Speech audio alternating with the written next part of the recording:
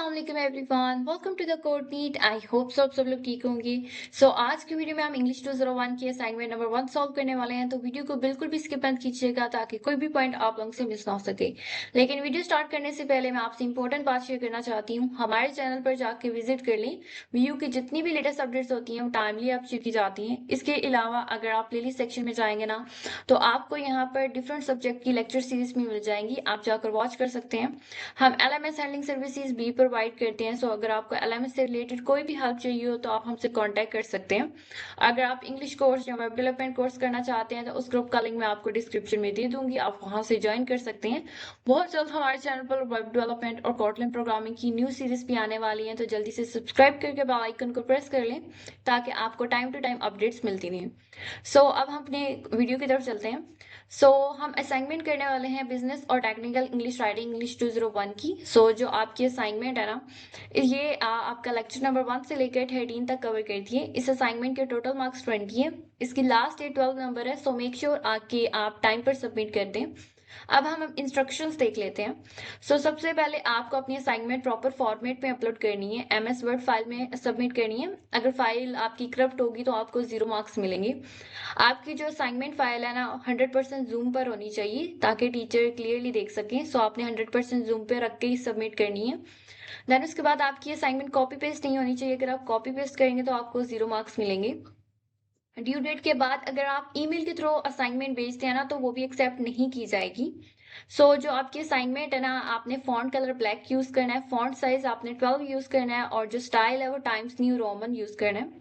अब हम अपना क्वेश्चन देख लेते हैं। इस क्वेश्चन में बताया गया है कि वर्क प्लेस में ना इफेक्टिव कम्युनिकेशन बहुत ज्यादा जरूरी होती है, लेकिन एम्प्लॉयज को ऐसे बैरियर्स फेस करने पड़ते हैं जो उनकी बात को क्लियर और अंडरस्टैंडेबल नहीं बना देते हैं। इस क्वेश्चन में कहा गया है कि आपने 5 मेन चैलेंजेस लिखे जो एम्प्लॉयज को 7 C's ऑफ कम्युनिकेशन जैसे कि clarity, conciseness, correctness, completeness etcetera follow करने से रोक देते हैं।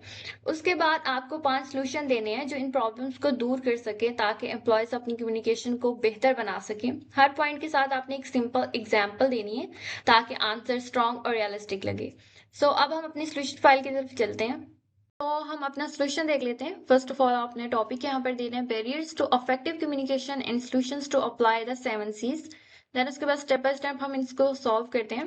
यहाँ पर आपने शॉर्ट इंट्रोडक्शन दे देते हैं कि कम्युनिकेशन हर ऑर्गेनाइजेशन में बहुत इंपॉर्टेंट रोल प्ले करती है क्योंकि इससे लोग एक दूसरे को अंडरस्टैंड करते हैं और टीम वर्क भी इम्प्रूव होता है। लेकिन वर्क प्लेस में एम्प्लॉयज कुछ ऐसे ऑब्स्टेकल्स फेस करने पड़ते हैं उनको जो उन्हें 7 C's ऑफ कम्युनिकेशन फॉलो करने से रोक देते हैं। अब हम 5 मेन चैलेंजेस और उनके सॉल्यूशंस डिस्कस करेंगे। First of all 5 main challenges है। फर्स्ट है अनक्लियर मैसेजेस।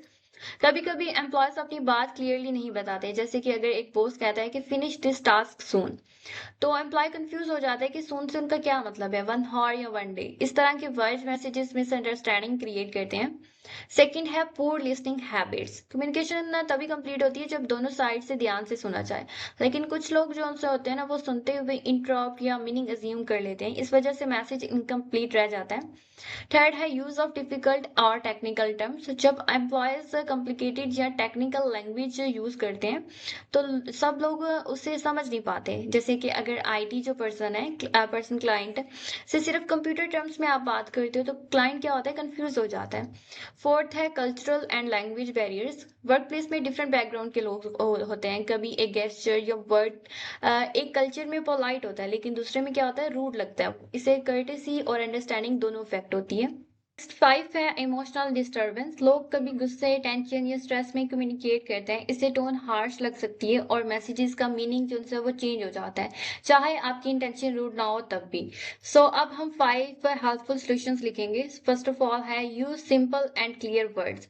आपने अपनी बात हमेशा सिंपल और स्ट्रेट फॉरवर्ड रखनी है। For example instead of saying do it quickly की जगह आपने बोलना है please complete this file by 4 PM। ये क्या होता है, ये क्लियर और प्रोफेशनल लगता है। सेकेंड, आपने लिसन केयरफुली। आपने क्या करना है, जब भी कोई बात कर रहा होगा तो आपने बीच में इंटरप्ट नहीं करना, ध्यान से सुनना है। अगर कुछ समझ ना आए तो पोलाइटली आप पूछ लो।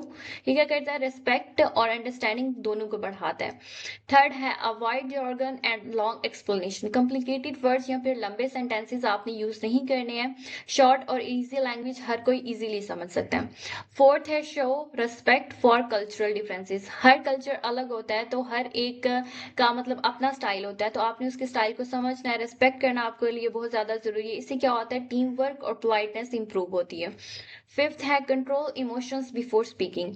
अगर आप गुस्से में हो या फिर अपसेट हो तो थोड़ा सा आप ब्रेक ले लो और काम होकर बात करो। पोलाइट कम्युनिकेशन हमेशा ना प्रोफेशनल और इफेक्टिव लगती है। लास्ट में आपने कंक्लूजन लिखना है कि कम्युनिकेशन तभी सक्सेसफुल होती है जब हम 7 CS फॉलो करते हैं। जब हम क्या करते हैं, क्लियरली बोलते हैं, हम क्लियरली सुनते हैं, सिंपल लैंग्वेज का यूज करते हैं, रेस्पेक्ट को शो करते हैं और अपने इमोशंस को क्या करते हैं, कंट्रोल करते हैं। तो इससे क्या होता है, वर्क प्लेस में अंडरस्टैंडिंग और कोऑपरेशन दोनों बढ़ते हैं। गुड कम्युनिकेशन ट्रस्ट बिल्ड करती है और वर्क एनवायरनमेंट पॉजिटिव बना देती है। सो ये था आपका छोटा सा सोल्यूशन असाइनमेंट का। सो आपने एग्जैक्ट यही कॉपी पेस्ट नहीं करना है, आपने अपनी वर्डिंग में लिखना है। अगर आप एग्जैक्ट यही कॉपी पेस्ट करोगे ना तो आपको 0 मार्क्स मिलेंगे। आई होप सो आपको सब कुछ क्लियर होगा। अगर आपको फिर भी कोई कंफ्यूजन है तो आप कमेंट सेक्शन में पूछ सकते हैं। अगर आपको मेरी वीडियो पसंद आई है तो लाइक करें, कमेंट करें, शेयर करें और हमारे चैनल को सब्सक्राइब करके बेल आइकन को प्रेस कर लें ताकि आपको टाइम टू टाइम अपडेट्स मिलती रहें। So stay updated, take care of yourself and अल्लाह हाफिज।